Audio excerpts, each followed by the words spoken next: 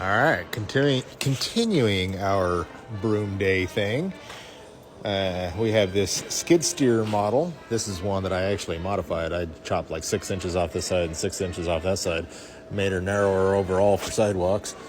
I've already pulled the brooms off. Check this out. This is what I removed.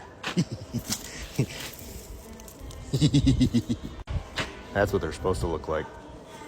Anyway, we're going to put those on that. And in the process, this bearing was seized. When I pulled it apart, it disintegrated in a million pieces. So we'll be replacing that pillow block too. So yeah, let's get into this.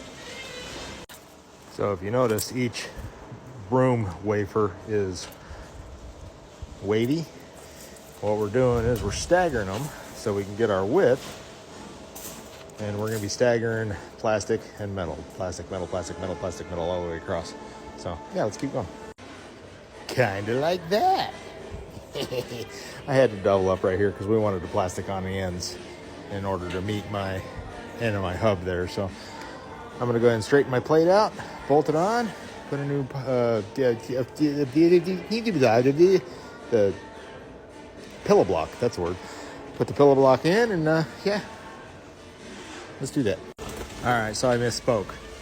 Not a pillow block, flange bearing. Anyway, got that in. New hardware, all good to go. And yeah, she's ready to sweepy.